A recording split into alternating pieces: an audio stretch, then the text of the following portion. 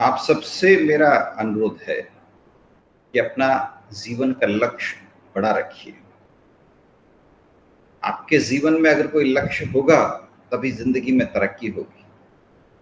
जब आप किसी ट्रेन में बैठते हैं तो सबसे पहले आपसे पूछ के पास क्या होना चाहिए? डेस्टिनेशन का टिकट होना चाहिए। वैसे ही जिंदगी की यात्रा में आपके पास सबसे पहले डेस्टिनेशन की क्लैरिटी होनी चाहिए कि आपका डेस्टिनेशन क्या है। आप जिंदगी में क्या बनना चाहते हैं, क्या हासिल करना चाहते हैं, ये एकदम क्लियर होना चाहिए, बिल्कुल स्पष्ट। और आप जो तय करेंगे उस डेस्टिनेशन पे पहुंच के रहेंगे। अभी आप सब लोग यंग हैं, अभी आप लोग एक बड़े लक्ष्य के साथ में इस जिंदगी के संग्राम में आप आगे चलेंगे तो पता ही नहीं चलेगा, समय बीतता जाएगा और आप अपने लक्ष्य की तरफ बढ़ते जाएंगे। लेकिन अगर लक्ष्य नहीं होगा तो फिर आप भटक जाएंगे इधर से उधर, और ये खूबसूरत जिंदगी ऐसे ही गुजर जाएगी और बाद में सिर्फ अफसोस रह जाएगा, क्योंकि जिंदगी दोबारा नहीं मिलने वाली और ये जो बीता हुआ वक्त है वो दोबारा नहीं मिलने वाला। इसलिए सबसे अनुरोध है कि आप अपने जिंदगी का एक लक्ष्य रखें, और बड़ा लक्ष्य, ऊंचा लक्ष्य। आप किस लक्ष्य को बड़ा लक्ष्य मानते हैं? आप किस लक्ष्य को ऊंचा लक्ष्य मानते हैं? वो सोचने की बात है। एक बड़ा और ऊंचा और बहुत शानदार लक्ष्य लेकर के आप चलेंगे तो वो जीवन बहुत शानदार जीवन बन जाएगा और आपको लक्ष्य तो मिलेगा, उस लक्ष्य को हासिल भी करेंगे आप और जीवन खूबसूरत बन जाएगा। लक्ष्य विहीन जीवन बिल्कुल वैसा ही है कि आप कहीं यात्रा पर निकल रहे हो और आपको नहीं पता आपको जाना कहाँ। अब मैं आपसे पूछूं कि भाई आपका जीवन का लक्ष्य क्या है, लेकिन आपके पास कोई उत्तर ही नहीं, इसका मतलब अभी तो जिंदगी का एक बहुत बड़ा अध्याय लिखना बाकी है। गोल सेटिंग, जीवन के लक्ष्य तय करना, ये सबसे महत्वपूर्ण काम है। हर स्कूल में, हर महाविद्यालय में इसके ऊपर पूरा समय दिया जाना चाहिए, पूरा ध्यान दिया जाना चाहिए। हर स्कूल में इसके ऊपर चर्चा होनी चाहिए। Goal setting, what should be the goals, हमारे जीवन का मकसद क्या हो, हमारे जीवन का लक्ष्य क्या हो, ये बड़ा महत्वपूर्ण बात है। तो आप भी अपने जीवन के लक्ष्य तय करें और जीवन के लक्ष्यों पर काम करें और लक्ष्य बड़े रखिए। अगर आपने अपने जीवन का लक्ष्य बिल्कुल छोटा लक्ष्य रख दिया कि मुझे एक क्लर्क बनना है या मुझे एक बाबू बनना है या मुझे बस एक नौकरी मिल जाए, मत रखिए ऐसे लक्ष्य। ईश्वर ने आपको इतनी जबरदस्त शक्ति दी है, ईश्वर ने आपको इतनी जबरदस्त सामर्थ्य दी है, ईश्वर ने आपको इतनी जबरदस्त ऊर्जा दी है, उसको कलंकित क्यों करते हो? आप सबके अंदर ईश्वर विद्यमान है, आपके सबके अंदर ईश्वर की असीम शक्ति मौजूद है। उसकी इज्जत करिए और शानदार लक्ष्य लेकर के चलिए। अब आप में से कोई लिखे कि मेरा लक्ष्य है भारतीय, शुद्ध भारतीय व्यंजनों की एक रेस्टोरेंट चेन खोलना, कि पूरी दुनिया के अंदर एक ऐसी रेस्टोरेंट की चेन खोलूंगा, ऐसे रेस्टोरेंट की चेन खोलूंगा जिसमें शुद्ध भारतीय व्यंजन, लुप्त हो रहे भारतीय व्यंजन, सात्विक भारतीय व्यंजनों को परोसा जाएगा। तो मुझे बड़ी खुशी मिलेगी कि हाँ, कोई ऐसा व्यक्ति है जो हमारी सांस्कृतिक विरासत को आगे इस दुनिया के अंदर लोकप्रिय बनाने के लिए प्रयास करेगा। अगर आप में से कोई कहेगा कि मेरे जीवन का लक्ष्य है कि भारत के अंदर धर्मशालाओं की एक चेन खोलूं, मुझे बड़ा सुकून मिलेगा। धर्मशालाएं भारत की सांस्कृतिक विरासत है, होटल्स भारत की सांस्कृतिक विरासत नहीं है, धर्मशालाएं भारत की सांस्कृतिक विरासत है। धर्मशालाएं यानी वो स्थान जहां पर आप धर्म करने के उद्देश्य से जाते हैं, आप आराम से ठहरते हैं, मंदिर वगैरह में पहले दर्शन करते हैं, फिर घूमना कहीं होता है तो घूमना है, फिरना, और कोई काम होता है करके फिर वापस लौट जाते हैं। उनका उद्देश्य होता है हर व्यक्ति को कम से कम लागत के ऊपर बहुत सुविधाजनक, आनंददायक, धार्मिक माहौल प्रदान करना। तो अगर आप कहते हैं कि मैं धर्मशालाओं की चेन खोलना चाहता हूं पूरे भारत में, तो मुझे बड़ी खुशी मिलेगी कि हमारी सांस्कृतिक विरासत को आगे बढ़ाने के लिए कोई व्यक्ति सोच रहा है। अगर आप कहेंगे कि मैं पूरे भारत के अंदर गौशालाओं की चेन स्थापित करूंगा, तो मुझे बड़ी खुशी मिलेगी। अगर आप कहेंगे मैं पूरे भारत के अंदर ऑर्गेनिक कृषि के केंद्र स्थापित करूंगा, तो मुझे बड़ी खुशी मिलेगी।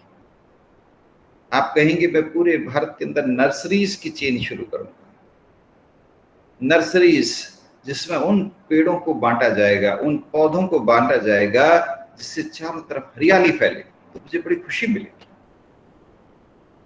ये मैं अपने दिल की बात बता रहा हूं।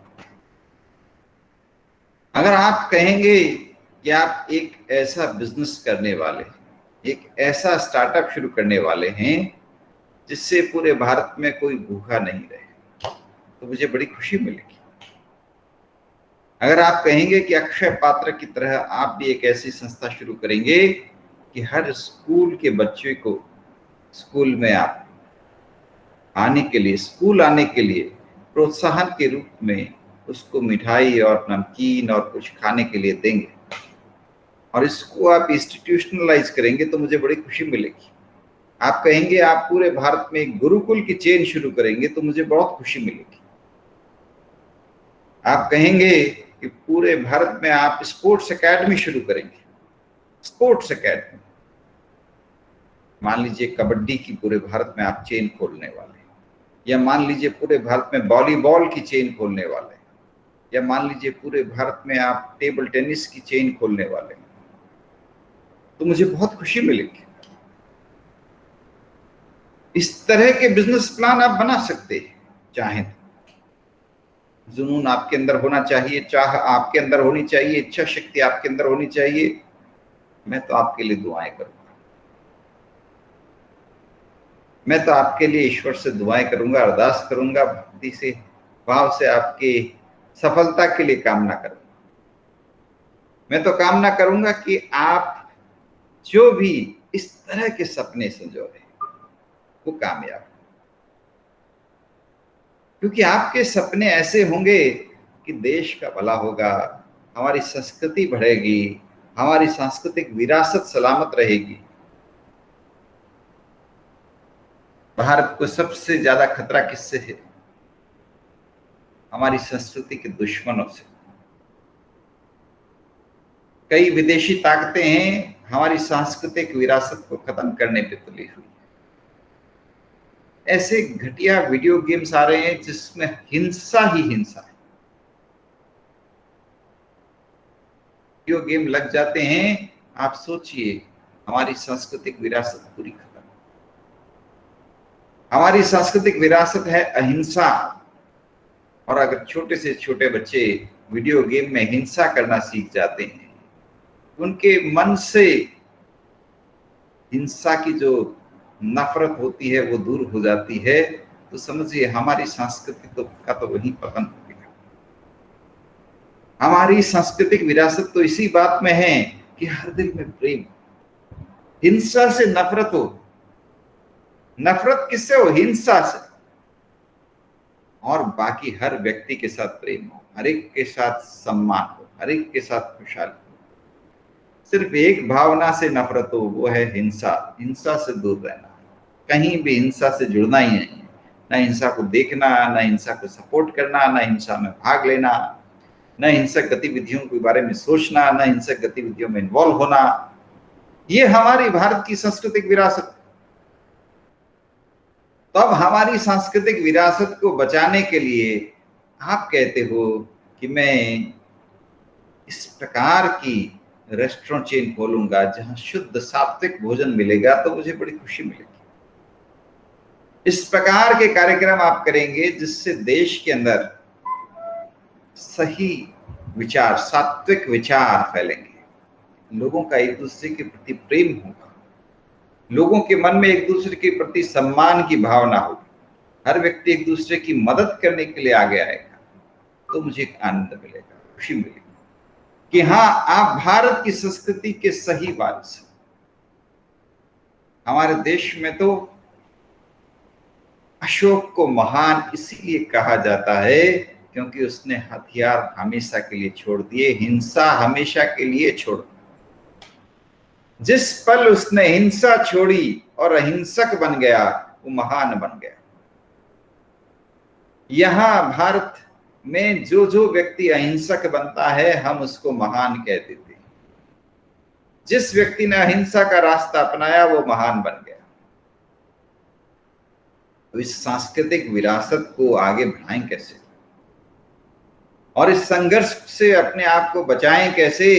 ये जो संघर्ष है, जो पश्चिम से संघर्ष आ रहा है, ऐसे वीडियो गेम्स आ रहे हैं जो हिंसा को बढ़ावा दे रहे हैं, ऐसे वीडियो गेम्स आ रहे हैं जो बच्चों को हिंसा सिखा रहे हैं, बच्चों के हाथ में राइफल पिस्तौल थमा रहे हैं। उस वीडियो गेम में यही है, पिस्तौल चलाओ, मारो और आगे बढ़ो। ये भारत की संस्कृति नहीं है, ये भारत की संस्कृति नहीं है। आपने अभी अखबारों में पढ़ा होगा, व्हाट्सएप पे भी पढ़ा होगा कि इस देश की वो कहानियां जो भारत की सांस्कृतिक विरासत बनाती है। पेड़ों को बचाने के लिए सैकड़ों लोगों ने बलिदान दे दिया। जोधपुर के खेजड़ली गांव में खिजड़ी के वृक्षों को घेर के खड़े हो गए महिलाएं, पुरुष, कि आपको पेड़ काटने हैं तो पहले मेरा गला काटो, बाद में पेड़ों के हाथ लगाओ। ये भारत की सांस्कृतिक विरासत। तो इस अद्भुत भारतीय सांस्कृतिक विरासत को संजोने और आगे बढ़ाने के लिए क्या करें? बिजनेस ऐसे हो कि जिससे आप देश की मदद करें, दुनिया की मदद करें, पर्यावरण की मदद करें, ऐसा बिजनेस हो, ऐसे बिजनेस का प्लान बनाएं। आज पूरी दुनिया के इन्वेस्टर्स भारत में पैसा निवेश करना चाहते हैं, पूरी दुनिया के निवेशक भारत में पैसा इन्वेस्ट करना चाहते हैं, भारतीय स्टार्टअप्स को मदद करना चाहते हैं। क्यों? क्योंकि भारत की सांस्कृतिक विविधता, भारत की सांस्कृतिक मजबूती इस देश को बहुत ही शांति प्रिय, बहुत ही अमन प्रिय देश बनाते हैं। वो देश जहां हर बच्चा आपस में प्रेम, सहिष्णुता, सामंजस्य, मृदुता, इसका पाठ सांस्कृतिक विरासत से लेता है। अहिंसा जहां की संस्कृति है, उस देश के अंदर ऑब्वियस, स्वाभाविक बात है, पूरी दुनिया पैसा निवेश करने के लिए इच्छुक है। आप देखिए, सबसे ज्यादा फॉरेन एक्सचेंज इनफ्लो अभी किस देश में हुआ है? भारत में हुआ है।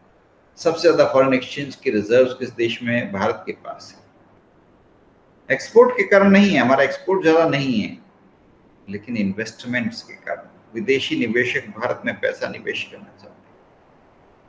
भारत की इकोनॉमी ग्रोइंग है, फास्टेस्ट ग्रोइंग इकोनॉमी है अभी। Economy is booming, consumption is increasing, living standard is rising, people's purchasing power is increasing. All these are positive things. लेकिन जो सबसे पॉजिटिव चीज आएगी वो आप लोग लाओगे। ऐसे बिजनेस की प्लानिंग करो कि बिजनेस ही बिजनेस में आप देश का भला करो, समाज का भला करो। बिजनेस ही बिजनेस में, वो बिजनेस भी क्या बिजनेस जिसमें आप देश का नुकसान पहुंचाओ, युवाओं का नुकसान पहुंचाओ। अब मान लीजिए आपने कहा मैं तो सब सिगरेट की फैक्ट्री खोलूंगा, बीड़ी बनाने की फैक्ट्री खोलूंगा, तो मैं तो रो लूंगा। ये मेरी जो बातें हैं वो सारी फालतू हो जाएगी। आप बीड़ी की फैक्ट्री लगाएंगे या सिगरेट की फैक्ट्री लगाएंगे, हो सकता है मुनाफा कमा लेंगे, लेकिन सोचिए आप समाज का कितना बुरा करेंगे, कितने घरों के अंदर आंसू बहाने को मजबूर करेंगे। कितने लोगों का स्वास्थ्य खराब करेंगे, कितना नुकसान पहुंचाएंगे। आज कई लोग हैं नशीली दवाओं का कारोबार करते हैं। सोचिए कितना घटिया काम कर रहे हैं, कितना घटिया काम कर रहे हैं। ये एक मानव जीवन मिला है, आप चाहें तो बहुत शानदार काम कर सकते हैं, और आप कर करा के क्या काम कर रहे हैं? नशीली दवाओं का कारोबार कर रहे हैं। ऐसे काम मत करिए, सोचिए मत। Dream big, think great, think great. आपको क्या काम लगता है जो करने से आप महान बन सकते हैं? आपको कौन सा काम करने से लगता है कि आप एक महान व्यक्ति बन सकते हैं? उसके बारे में सोचिए।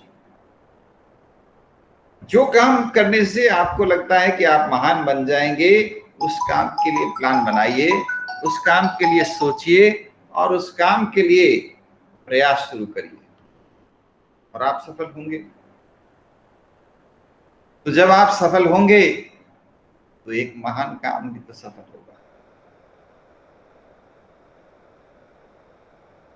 अगर आपने कहा कि सर मैं तो एक ऐसा काम करूंगा जिससे विरासत को बचाऊंगा, हेरिटेज बचाऊंगा, हेरिटेज प्रॉपर्टी को बचाऊंगा, हेरिटेज म्यूजिक को बचाऊंगा, हेरिटेज कल्चर को बचाऊंगा, एक म्यूजियम शुरू करूंगा जहां पर फोक म्यूजिक होगा, पुराना भारत का संगीत होगा, लोग परंपरागत माहौल में बैठेंगे, चर्चा करेंगे, देश और संस्कृति के बारे में बातचीत होगी, और एक ऐसा माहौल होगा कि जिसमें हर व्यक्ति को कबीर, सूरदास, रैदास, मीरा और अनेकों अनेकों भारत के पुराने भजन सुनने को मिलेंगे, और लोग खुद भी उन भजनों को गा पाएंगे तल्लीन होकर के। मैं कहूंगा आप इस तरह का संगठन जरूर खोलिए, तुरंत खोलिए, जरूर। अब प्रश्न उठता है कैसे करेंगे? बहुत समय है। आज तो सिर्फ इतना ही करना है कि अपने मन में विचार रखना है कि ये काम मुझे करना है। जल्दबाजी मत करिए, समय अपना काम करेगा, अपना काम करेगा। धीरे धीरे धीरे धीरे, पता ही नहीं चलेगा अगले 5 साल 10 साल में आप अपने बिजनेस को शुरू कर देंगे। इंतजार करिए, समय को अपना काम करने दीजिए।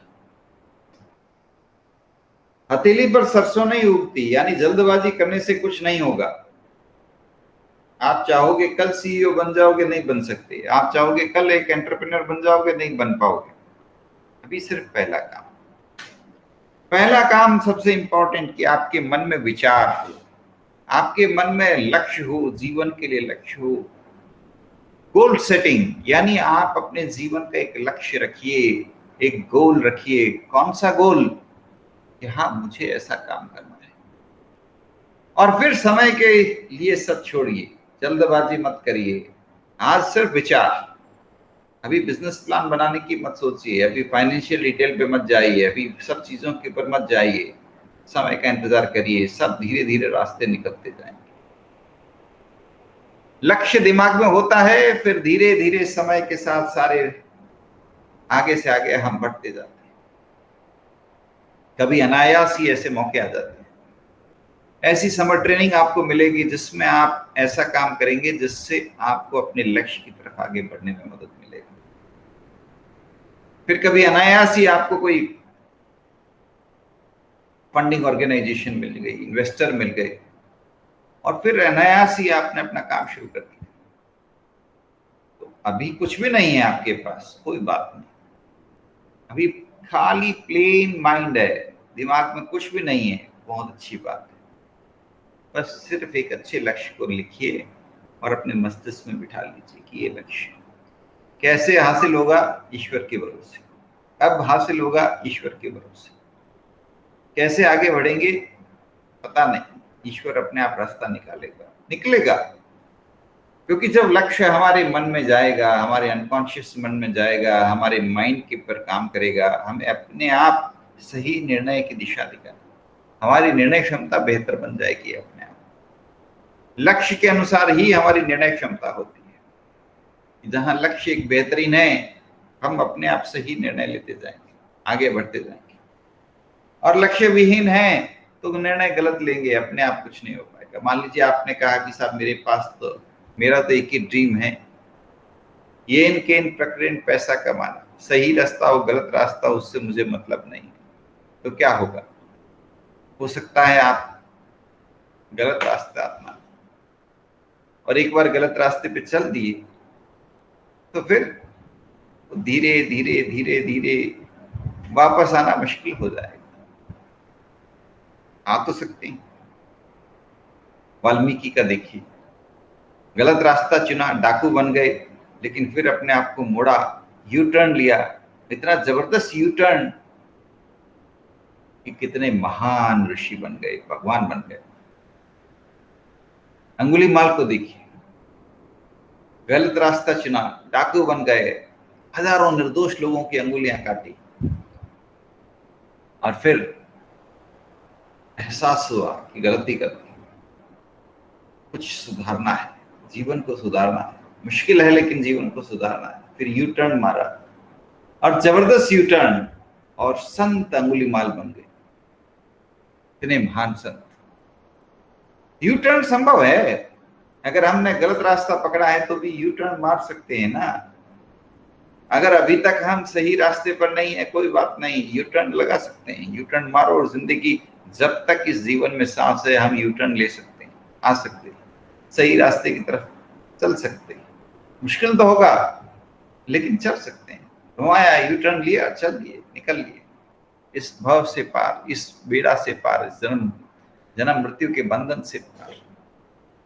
अनेक लोग, कालिदास को देखिए, पहले कुछ नहीं था, जिंदगी में एक यू टर्न लिया, और संत कालिदास, महान कालिदास, लेखक कालिदास, दुनिया के सबसे जबरदस्त ग्रंथ, सबसे जबरदस्त नाटक रचयिता कालिदास बन गए, महान कालिदास। तुलसीदास को देखिए, कुछ नहीं था, यू टर्न लिया, महान व्यक्ति बन गए। तो ये जिंदगी के अंदर यू टर्न कब आ जाए पता नहीं। मैं आपसे अनुरोध करता हूं, कृपया सुबह जल्दी उठा करें। मान लीजिए आप अभी नहीं उठते, अभी पूरा समय आलस में बिताते हैं, सुबह सुबह की शानदार हवा से अपने आप को वंचित करते हैं। लेकिन एक बार आपने ये काम शुरू किया, सूर्योदय से पहले तैयार होने लग गए, सूर्योदय के समय सूर्य को पानी जल का अर्पण करने लग गए, यू टर्न मार लिया, अब अगला स्टेप आसान होगा। एक बार यू टर्न मारते ही अगला टर्न आसान होगा, बड़ा आसान होगा, और आगे से आगे हम बेहतर जीवन की तरफ बढ़ते चले जाएंगे, बेहतर जीवन की तरफ बढ़ते चले जाएंगे। मैंने आपसे अनुरोध किया, कुछ ऐसा काम करो कि देश के लिए अच्छा हो, पर्यावरण के लिए अच्छा हो, प्रदूषण कम करने के लिए हो, ध्वनि प्रदूषण कम करने के लिए हो। ये जो प्लास्टिक है हमारी जिंदगी के लिए सबसे बड़ा जहर, पर्यावरण के लिए सबसे बड़ा जहर, इस प्लास्टिक को कम करने के लिए हो। तो मान लीजिए इसके लिए आपने एक यू टर्न मारा, बस थोड़ा सा आगे बढ़े, और फिर धीरे धीरे आगे बढ़ते जाएंगे, बढ़ते जाएंगे। तो कुछ ऐसे बिजनेस की प्लान बनाओ जो बिजनेस आपको जीवन बेहतर बनाने में मदद कर सके, पर्यावरण के अनुकूल जीवन जीने में मदद कर सके। और कहते हैं 1 और 1 11। अभी आप अकेले हो, जैसे ही आप इस रास्ते पे चल निकले, आप दूसरे लोगों के साथ में आपने अपने ड्रीम शेयर किए, देखिए मैं तो इस ड्रीम पे काम कर रहा हूं, ये मेरा ड्रीम है। दूसरे ने कहा, अरे यही ड्रीम तो मेरा है, मैं भी कोई बड़ा शानदार काम करना चाहता हूं, बहुत अच्छा काम करना चाहता हूं, चलो दोनों मिलकर के काम करते हैं। तो ये पार्टनरशिप 1 और 1 11 बन जाती है। जबरदस्त काम हुआ, जबरदस्त शानदार काम हुआ।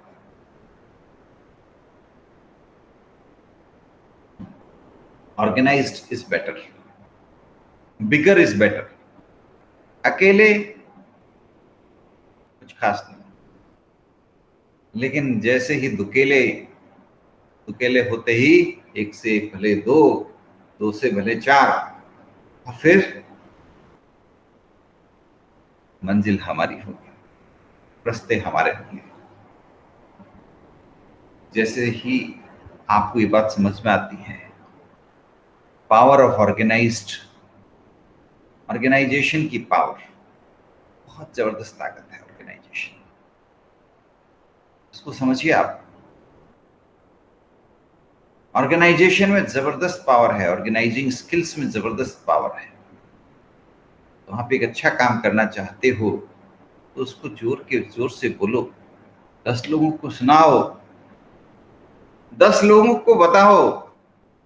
क्या पता कौन व्यक्ति कहे हाँ मैं भी तुम्हारे साथ, कौन व्यक्ति कहे कि हाँ मैं भी तुम्हारे साथ में हूं, कंधे से कंधा मिला करके चलूंगा, चलो तुम भी, हम भी तुम्हारे साथ चलते हैं, आओ कंधे से कंधा मिलाकर चलते हैं। वाह, मजा आ जाएगा। हम 1 और 11, organized power, power of organized people. समझिए इस बात। आज दुनिया में हर तरफ हम ऑर्गेनाइज्ड संगठनों का बोलबाला देख रहे हैं।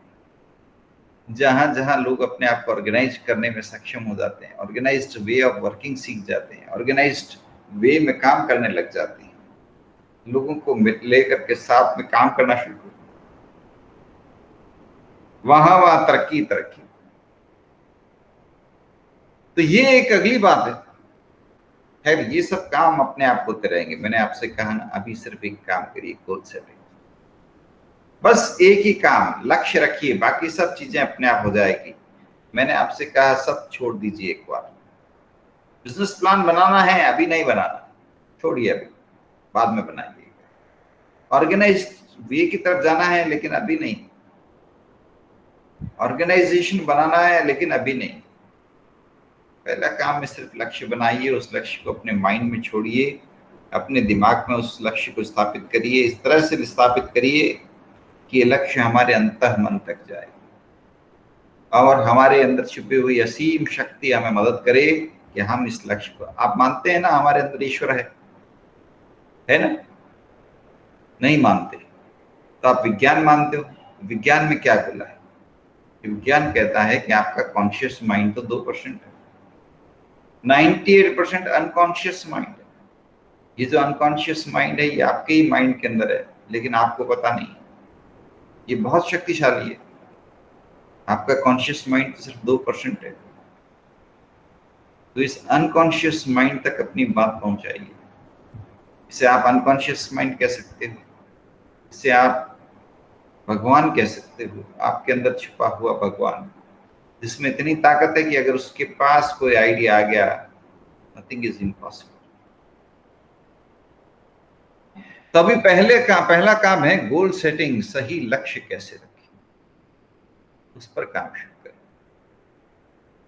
वो लक्ष्य रखिए जो आपके दिल के करीब हो, जो आपके दिल की आवाज हो, जो आपका जुनून हो, जो करके आपको खुशी मिलती हो, जो ऐसा काम हो जो करके आप अपने आप को बहुत भाग्यशाली महसूस करते हो, जो ऐसा काम हो जिसको करने के बाद आपको लगता हो कि हाँ, ये कार्य करके तो मैंने आज भगवान का काम कर लिया है, मैंने आज ये काम करके भगवान का काम कर लिया। तो ऐसा कोई लक्ष्य अपने लिए चुनो और उस लक्ष्य के लिए काम शुरू करो। लक्ष्य बड़ा, आगे से आगे रास्ते अपने आप मिलते